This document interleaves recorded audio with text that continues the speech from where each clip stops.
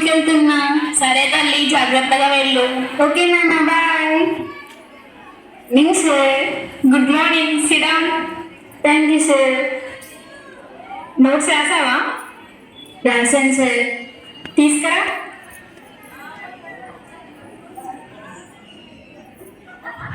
Okay, good. బాగా రాసావా? వదిలేండి సార్.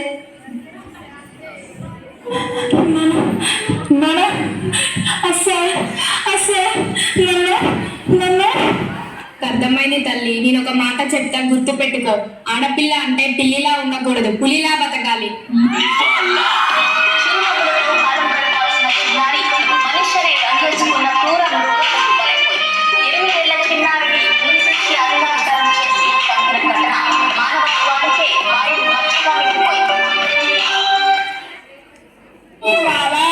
మోడల్ ఉందిరా పోరి. అరే, ప్రపోజ్ చేస్తాను కదరా, వెళ్ళు వెళ్ళు. I love you, you idiot. అది నన్ను కొట్టిందిరా, దాన్ని ఏదో ఒకటి చేయాలి. ఏం చేయాలో చెప్పరా మావా? యాసిడ్ పోద్దాం రా దాని ముఖం మీద. ఆ యాసిడ్ బాటిల్ ఈరమా, ఇవ్వనమ్మా. ఏదో సాధిద్దామని క్లాసెస్ కి వెళ్తే ఓ వ్యక్తి లవ్వంటున్నా వెంట పడనే. చిన్న చూపు చూసి నా చున్నీ లాగాడు, యాసిడ్ దాడుల్లో నా పేరెక్కించాడు. క్యాండిల్ పట్టుకొని వాకింగ్ చేస్తారు, క్యాండిల్ ఆరిపోగానే ఇంటికెళ్ళిపోతారు. మయ్యా, కనీసం ఎప్పుడైనా రెస్ట్ తీసుకుంటా. 3 రోజుల నుంచి ఆపరేషన్స్ చేసి నా వల్ల కావట్లేదు. కాసేపు రెస్ట్ తీసుకుందాం. ఇన్ని రోజుల నుండి మనం చేసే ఇల్లీగల్ యాక్టివిటీస్ అన్నీ దానికి తెలుసు. ఇన్ని రోజులు మనకు అడ్డుగా నిలిచింది, ఇప్పుడు మనకి ఛాన్స్ దొరికింది. నడవండి రా, నడవండి.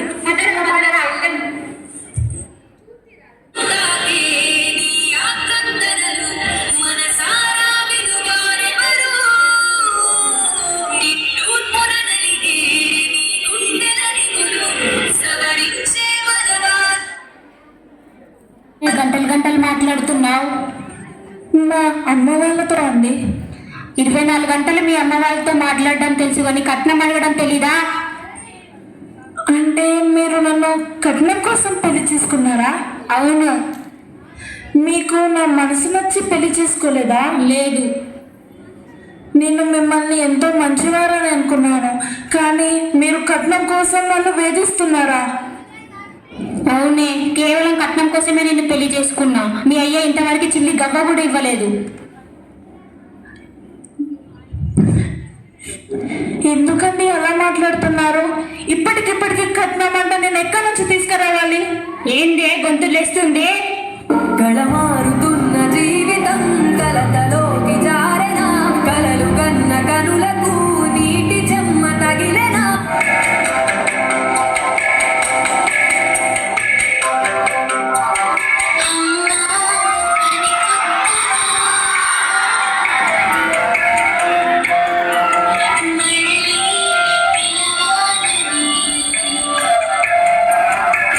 ఏమి చుక్కెక్కడ? అయ్యో, ఉతకలేదండి.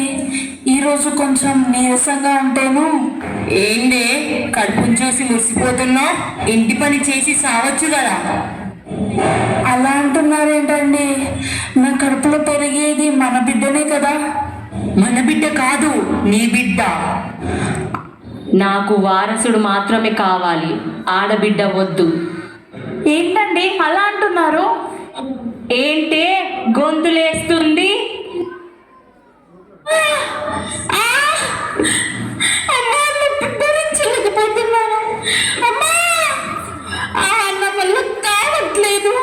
ఎవరన్నా దయచేసి కాపాడండి. అమ్మా! అయ్యో బిడ్డ, ఎంత కష్టం వచ్చా. ఉండు బిడ్డ, నేను డాక్టర్ అమ్మని దొరకత్తా.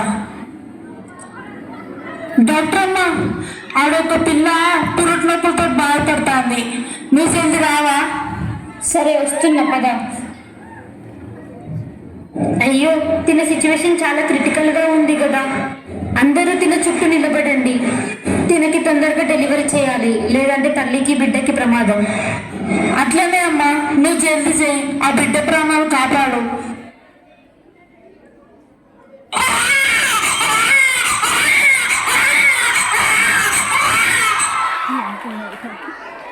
అడుగు అడుగు. అడుగుతలేవి. అమ్మా, నాకు కొంచెం డబ్బు కావాలే. ఇప్పుడు డబ్బెందుకు బిడ్డ? అమ్మా, నేను కొంచెం డబ్బు కావాలే. ఇప్పుడు డబ్బెందుకు బిడ్డ? అమ్మా, నేను కొత్త వ్యాపారం మొదలు పెట్టాలనుకుంటున్నా. నీ పేరు మీద పొలం ఉంది కదమ్మా, నాకు రాసివ్వు. నీకెందుకు రాసిస్తారా? అది నేను కష్టపడి సంపాదించిన ఆస్తి. నీకెట్టి పరిస్థితిలోనివ్వను. ఎన్ని సేవలు చేస్తున్నా నా కోసం పొలం ఇవ్వలేవ్వా? నువ్వేమైనా ఉట్టిగా చేస్తున్నావారా? టైంకి అన్నం పెడుతున్నావా? టైంకి నాకు గోళీలు ఇస్తానవా? నన్ను ఎప్పుడన్నా మనిషి లెక్క చూసినవారా?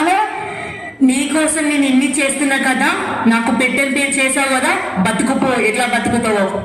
సరే బిడ్డ, గుస్సగాకు, పోతలే. ఏంటవ్వా ఇక్కడ కూర్చున్నావు? నువ్వు మాకు దానం చేసిన దానివి, నీకు ఇలాంటి పరిస్థితి వచ్చిందేంది? ఏం చేయమంటావు బిడ్డ? పెంచిన కొడుకులు నన్ను ఇట్లా విడిచిపెట్టిండు. 9 మాసాలు కడుపులో మోసి నా ప్రాణాలు తెగించేవానికి జన్మనిస్తే ఇప్పుడు వాడు ఆస్తి కోసం, వాడి భార్య కోసం నన్ను విడిచిపెట్టాడు. అయ్యో, నీకు ఇలాంటి పరిస్థితి వస్తుందని అసలు కలలో కూడా అనుకోలేదమ్మా. సరే పద, ఇక్కడ దగ్గరలో వృద్ధాశ్రమం ఉంది, అక్కడ చేర్పిస్తా పద. మొత్త బిడ్డ, ఇప్పుడు నువ్వే దిక్కు, నాకెవ్వరు లేరు. నువ్వు నా అమ్మ లాంటి దానివే కదా అమ్మ. సరే పద. ప్రతి ఒక్కరు తమ జీవితంలో ఏదో ఒకటి కోల్పోతున్నారు.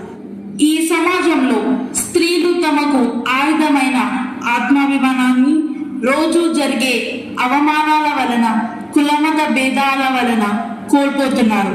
ఇప్పుడు మేము చూపిన సంఘటనలు ఒక నీటి బిందువు మాత్రమే.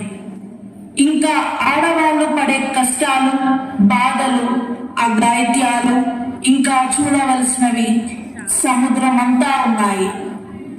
ఇలా మహిళలు ఎన్నో సమస్యలను ఎదుర్కొంటున్నారు. వారి మనసులో ఉన్న భయం అనే కల్పముక్కను పీకేసి వారికి ఆడపిల్ల అంటే పిల్లి కాదు, ఆడపులి అని చెప్పడానికి వారు ఏ సమస్యనైనా ధైర్యంతో ఎదుర్కోవాలని ప్రతి ఆడవారికి మేము ఈ నాటకం ద్వారా తెలియజేయాలని అనుకుంటున్నాం.